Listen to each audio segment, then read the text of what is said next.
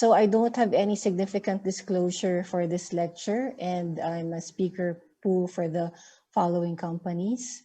So skin cancer, when caught early, can be managed surgically with the highest life expectancy and best quality of life. So our ultimate goal is wellness, and caring for our skin cancer patients is an opportunity to heal and make a difference in their lives. So a personalized approach is essential to achieving balanced management.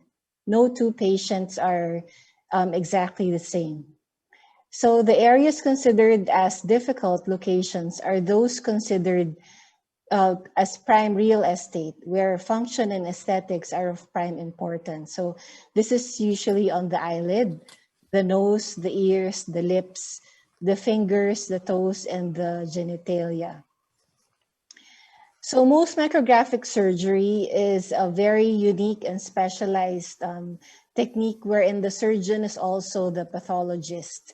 And this ensures 100% examination of the tissue, removal of the affected carcinoma or skin cancer, and immediate reconstruction of the surgical defect. Oftentimes, our hospital has a multidisciplinary team composed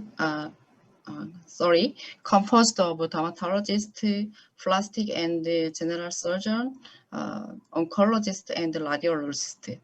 In 2017, we held a symposium in our hospital. So we referred patients with over 0.5 millimeter invasion to plastic surgeon for amputation, and the advanced cases to oncologist.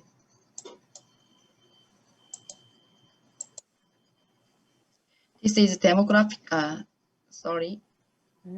This is demographic data. This is demographic data. The mean age was 50.5 years. The gender ratio is 1 to 0.8. Average duration from onset was 17.3 years. And average follow-up duration was 2.6 years. Most common site was right first finger, and the common complication after treatment was contracture, spicule, and hyperpigmentation. And I experienced a case of amputation. The patient was infected by Pseudomonas while waiting for the pathology result and graft. And the next topic is post-treatment problems. Thank you very much. Very comprehensive lecture on melanoma. Thank you. We're now open for discussion for these two presented topics. Do you have any question or comment on that? Okay. Professor Wang, what do you think about the use of the slow-mos for subungular melanoma? Have you ever been experienced with that?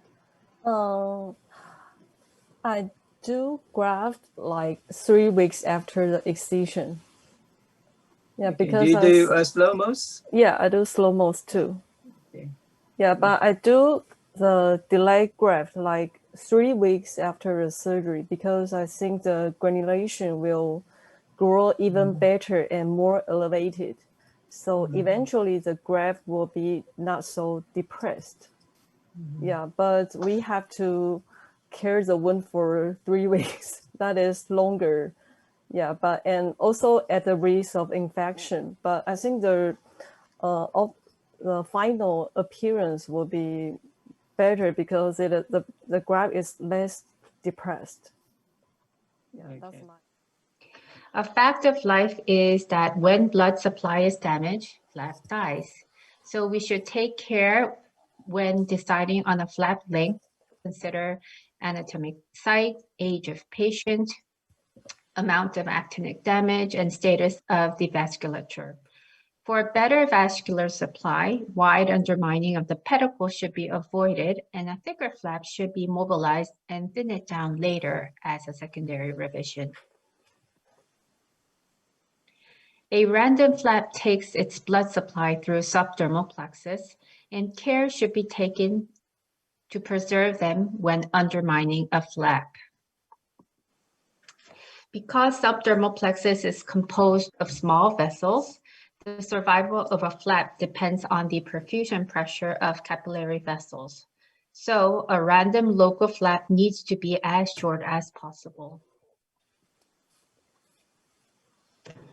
Factors that could damage blood supply to a local flaps are too superficial undermining that could damage the subdermal plexus, undermining too far under the pedicle that will make the flap longer, an excessively long flap, large dog ears that can destroy blood supply at the base, too much excessive compression, heavy-handed hemostasis at the flap margin, last but not least, also smoking. So there are several non-invasive imaging methods currently, and most commonly used, of course, dermoscopy.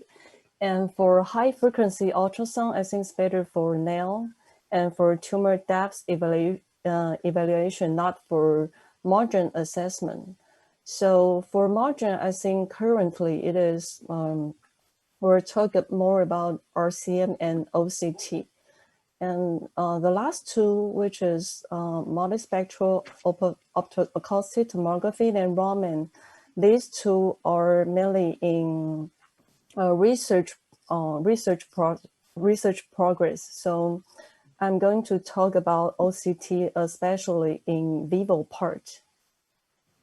Okay, for visual inspection of basal cell, the sensitivity is about 79%, and probably it's based on experienced clinicians.